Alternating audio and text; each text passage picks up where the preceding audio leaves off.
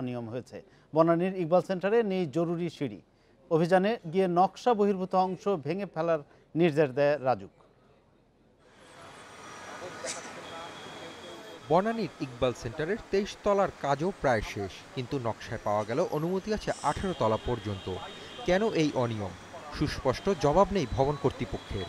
ফুটপাত ঘেঁষে ভবন নির্মাণ সহ অভিযোগ বেশ কয়েকটি। বিল্ডিং এখন আন্ডার কনস্ট্রাকশন আছে, রাজুক যদি আমাদেরকে অনুমোদন না দেয় আমরা ওটা ভেঙে ফেলবো। আইন বহির্ভূত আসলে এই ব্যাপারে আমিও অতটা অভিজ্ঞ না, কিন্তু আমার কাছে মনে হয় না যে আইন বহির্ভূত, কারণ রাজুকের একটা দায়িত্ব ছিল আমাদেরকে জানানো যে এটা আমাকে অনুমোদন দেওয়া হয়নি। এর বাইরেও আর কোনো অনিয়ম রয়েছে কিনা তা মূল নকশার সাথে মিলিয়ে দেখবে রাজুক। তবে এখনই বর্ধিত অংশ ভেঙে ফেলার নির্দেশ দেওয়া হয়েছে। ফায়ার এক্সিট সিঁড়ি থাকার কথা ছিল, এই দুইটা ফায়ার এক্সিট সিঁড়ি এই বিল্ডিংয়ে স্থাপন করা হয় নাই বা নির্মাণ করা হয়নি। আন্ডার কনস্ট্রাকশন বা চলমান কাজ সেটা বন্ধ থাকবে, উপরের নির্মাণ কাজটা তারা করতে পারবে না, সেই ধরনের নির্দেশনা আমরা প্রদান করছি। আর অতিরিক্ত তলা যেটা তৈরি করেছে সেটা তারা তাদের যৌক্তিক সময়ের মধ্যে নিজ ব্যবস্থাপনায় সরিয়ে নেবে, এটা আমাদের পক্ষ থেকে নির্দেশনা থাকবে। বনানীতে এমন কোনো ভবন নেই যেটিতে অনিয়ম পাচ্ছে না রাজু। আউয়াল সেন্টারের মালিক স্বীকার করছে 21 তলার অনুমতি নিয়ে 22 তলা করা হয়েছে। এজন্য রাজুককে ম্যানেজ করেছে বলেও ফোনে জানায় মালিক।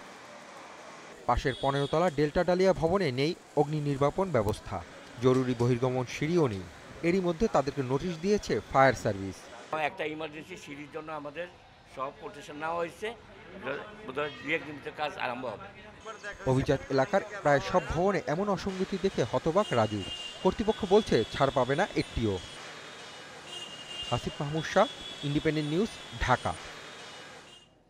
এ বিষয়ে আরও জানাতে বার্তা কক্ষ থেকে যোগ দিচ্ছেন সহকর্মী হাসিফ মাহমুদ শাহ। হাসিফ, রাজুকের অভিযানে যেসব অনিয়ম পাওয়া যাচ্ছে এবং ভবন মালিকদের বিরুদ্ধে রাজুক যেসব অভিযোগ আনছে সেগুলো নিয়ে ভবন মালিকরা আত্মপক্ষ সমর্থনে কি বলছেন, কি যুক্তি দেখাচ্ছেন?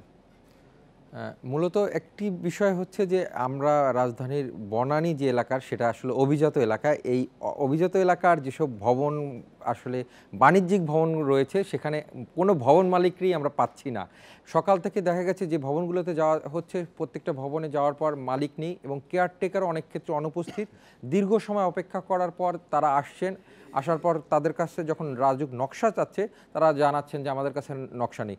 যে এই আউয়াল সেন্টারের সেখানে মালিক তো আসেন নাই, তিনি দেশের বাইরে আছেন বলে জানিয়েছেন এবং তিনি রাজুককে জানিয়েছে আগামী রোববার তিনি তার যে অনুমোদিত নকশা সেটা তিনি দাখিল করবেন। রাজুকে একটা বিষয় জানতে চাচ্ছি, রাজুক কি আগে জানিয়েছিল যে এই ভবনগুলোতে তারা পরিদর্শনে যাবেন, যেন নকশা বা আনুষঙ্গিক কাগজপত্র তৈরি রাখে, এমন কোনো নোটিশ দিয়েছিল কিনা? রাজুক আমাদেরকে দাবি করছে যে ইতিমধ্যে মিডিয়ায় চলে এসেছে এবং রাজুকের পক্ষ থেকে প্রত্যেকটা ভবনই নাকি একজন করে গিয়ে যে রাজুক আগামীকাল আসবে, আপনারা যে আপনাদের মূল নকশা রয়েছে সেটি এখানে রাখবেন এবং রাজুক আসা মাত্র তাদেরকে দেখানোর জন্য তারা আগে থেকেই বলে রাখছেন বলে আমাদেরকে রাজুক জানিয়েছে। তবে আমরা এরকমটি কোনো ভবনই পাইনি, মালিক তো পাওয়াই যায়নি। অনেক ক্ষেত্রে কেয়ারটেকার আসার পরও হয়তো 1 ঘন্টা থেকে 2 ঘন্টা সময় লেগেছে। যেমন আমরা রাজধানীর ইকবাল সেন্টারে যখন গিয়েছি আমরা 2 ঘন্টা পর সেখানে একটি নকশা নিয়ে হাজির হয় ইকবাল সেন্টারের যে মালিক HBM ইকবাল সাহেবের, ওনার সেক্রেটারি, এবং উনি নিজেই স্বীকার করেছেন যে ওনাদের ভবনের 18 তলার অনুমোদন আছে এবং ওনারা 22 তলা শেষ করে 23 তলার চলমান কাজ করছে বলে উনি তো স্বীকার করেছেন। আমরা দেখেছি যে রাজুকের চোখের সামনেই আসলে রাজধানীতে এই ধরনের অনিয়ম চলছে, এই বিষয়গুলোতে রাজুকের বক্তব্য কি? আচ্ছা, আমরা একটা জিনিস ভবন মালিকরা ফোনে কথা বলছেন বা তাদের কেয়ারটেকাররা তারা বলছেন যে রাজুক তো এই বিষয়গুলো জানে এবং তাদেরকে ম্যানেজ করেই আমরা এই ধরনের কাজগুলো করছি।